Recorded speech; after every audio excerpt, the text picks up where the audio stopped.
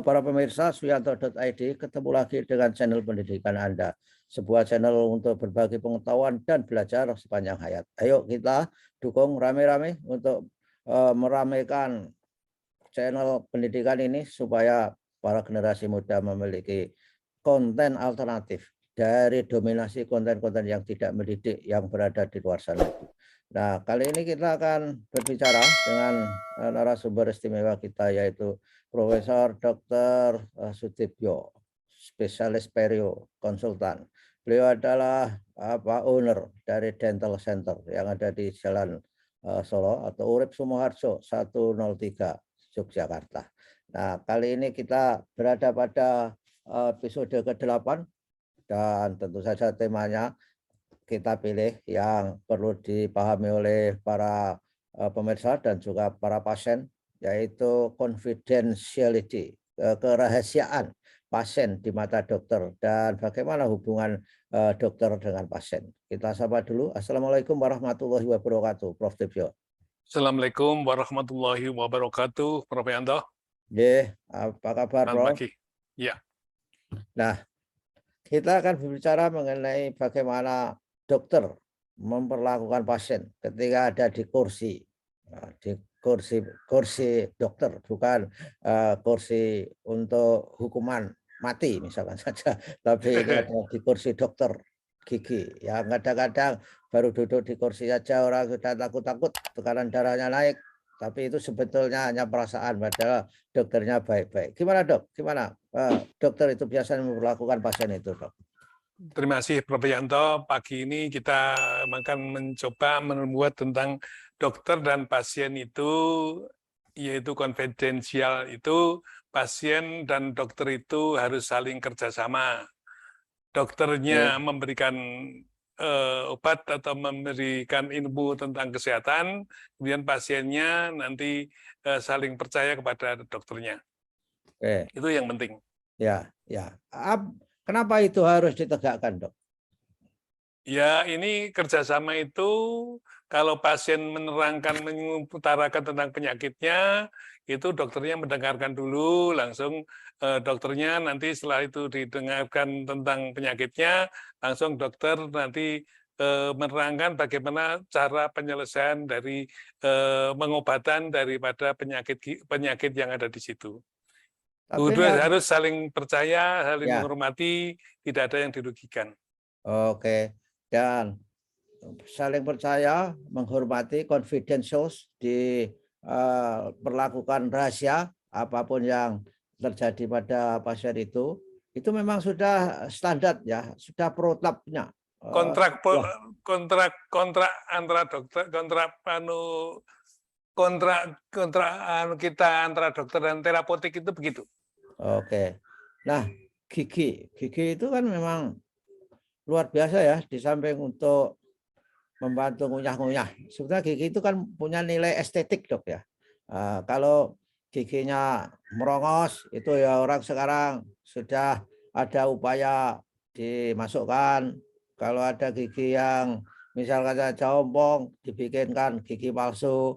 Nah, itu memang di dunia kedokteran gigi ada bagian estetik untuk menjaga supaya gigi tidak gampang potol dan sebagainya itu, Dok. Gimana?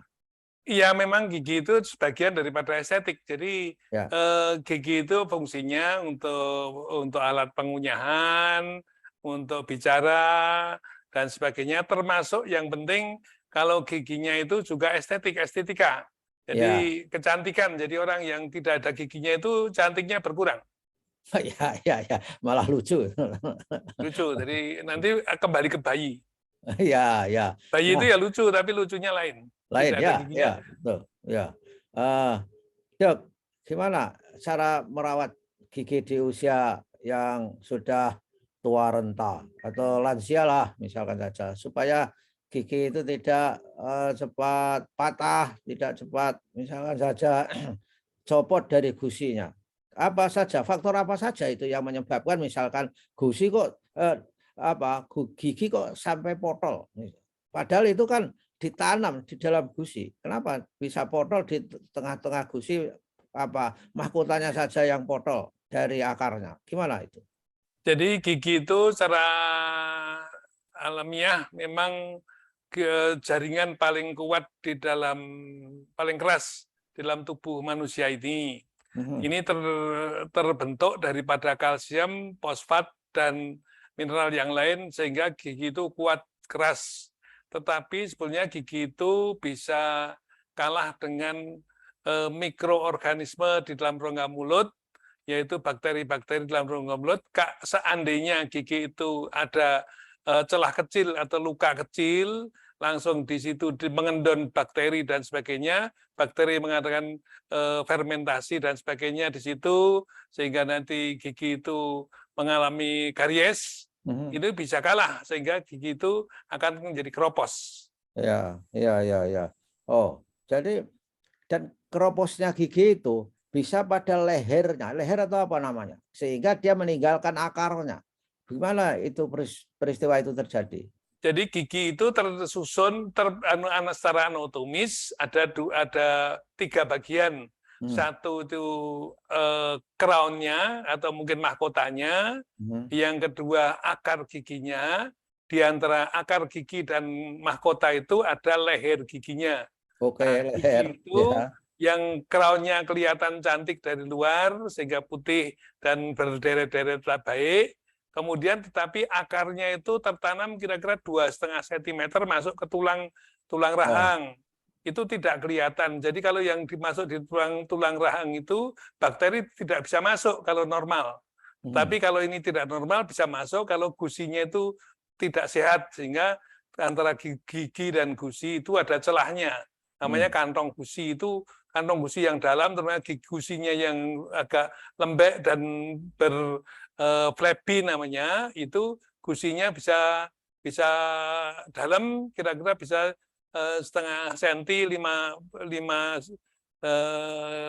5 Ini. mili lebih itu jauh, jadi kurang bisa 1,5 cm masuk. Oh, oh, kalau begitu gigi itu akarnya ke rahang, tulang rahang. Itu sebetulnya tidak menyatu dong, sehingga dia bisa dicabut. Artinya ada space-nya. Untung itu begitu. Andai kata seperti dilas besi antara apa akar dan tulang rahang itu kan nggak bisa dicabut-cabut lagi. Gimana? Jadi gigi itu tertanam. Jadi tertanam itu ada barang yang luar langsung masuk ke soketnya, kantongnya, Oh, soket gigi, tulang gigi itu ada soketnya.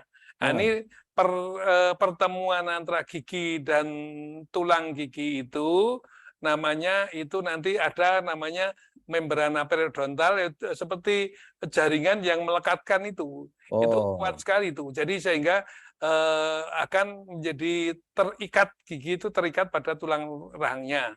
tulang Itu rahang. kalau gigi palsu namanya oseointegrasi. Tapi kalau ini tulang biasa, ini namanya perlekatan yang kuat antara gigi dan soketnya itu. Oh, Tetapi kadang-kadang soket itu kebuka kalau gusinya tidak sehat atau gusinya flabby, sehingga terjadi kantong gusinya itu. Jadi kalau itu nanti bakteri bisa masuk di kantong gusi itu, ada masalah, yaitu terjadinya penyakit periodontal atau penyakit gusi. hmm, Yang sakit bukan giginya tapi gusinya. Itu hmm. yang repot. Biasanya Oh, ditandai dengan gusi berdarah. gusi berdarah dan apa itu agak gembung gusinya, abuh gitu, Membengkak bengkak, atau membesar, ya namanya membesar. hipertrofi. Nah, kalau itu Oh, hipertrofi gusinya. ya, hipertrofi itu body anunya besarnya itu menambah, bukan hiperplasi. Ya, Ya, ya, ya, ya. Saya pernah mengalami itu, Dok. Wah, luar biasa. kalau Oh, ini biasanya langsung warnanya berubah merah, ya, berdarah, merah. mudah berdarah. Ya, ya, ya. Itu apa isinya itu di dalamnya itu sebetulnya? Isinya itu sebetulnya jaringan gusi itu sensitif sekali. Kalau itu nanti ada perubahan volume gusi, jaringan itu berubah, maka ini di dalamnya kan mikro pembuluh darah kecil-kecil. Kecil Hmm. sekali pembuluh darahnya, mikro sirkulasi, sehingga ini kalau ini bakteri, bakteri itu langsung nanti mengembung, jadi langsung volumenya berubah.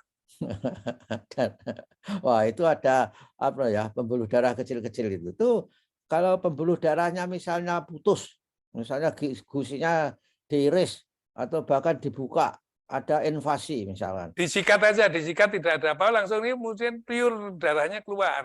Oh, Itu bukan luka, tapi itu namanya bleeding spontan. oh, Ngucur, kalau ngucur. ya. Itu pertanda akan sembuh atau akan parah, Dok? Kalau begitu. Itu biasanya, maaf ya, orang yang tidak mengurangi frekuensi menyikat gigi yang dikurang, contohnya agak malas sedikit, banyak orang hamil yang tidak lama langsung tahu-taunya kok gusinya disikat berdarah. Itu tandanya satu gusinya tidak sehat. Giginya tidak apa-apa, sambungan antara gigi dan gusi itu nanti kemasukan makanan dan sebagainya sehingga retensi di situ itu yang maaf itu. Nah ini Ya. gini, itu kalau hubungannya yang gigi patah tadi, Prof. Yanto, itu kalau gigi patah itu sebenarnya gigi biasa disikat gigi. Maksudnya si pasien ingin membersihkan gigi, tapi karena gigi rang atas atau rang bawah itu biasanya tidak rata atau yang ada yang menonjol sedikit barisannya, itu sikat giginya karena sikat gigi itu dari kecil sampai tua itu disikat terus ya. Ini mungkin Prof. Yanto itu sudah berapa kali nyikat gigi. Kalau dihitung kan berapa ribu kali. Sehari 3 kali, kali setahun berapa, jadi berapa kali sikat gigi. Bristle atau ujung sikat gigi itu menggores permukaan gigi yang paling kena pada ujung sikat gigi itu. Namanya terjadi luka pada leher giginya. Oh. Itu langsung ada dekai, ada suatu kalau luka sedikit, luka lama-lama bakterinya bisa nempel di situ. Nah, prosesnya di antara luka karena sikat gigi ditambah dengan bakteri yang berkembang biak di situ. Terus terjadi ini akan jadi karies. Jadi karies sekunder. Ya. Baiklah, jadi para pemirsa, nyikat gigi itu ternyata ada ilmunya. Saya nggak punya ilmu nyikat gigi, punyanya ilmu setelah tua. Jadi ketika nyikat gigi pada waktu muda, wah seru sekali. Jadi kenceng semangat sekali, tapi ternyata semangatnya gores gigi, melukai gigi lehernya. Ya betul. Sehingga gigi saya itu ya memang legok-legok semua itu, seperti ada paritnya itu. Parit ya, seperti parit itu, dan itu tidak hanya satu gigi, tapi 2 gigi, 3 gigi yang kena ujung bristle-nya itu. Oh ya, oke lah.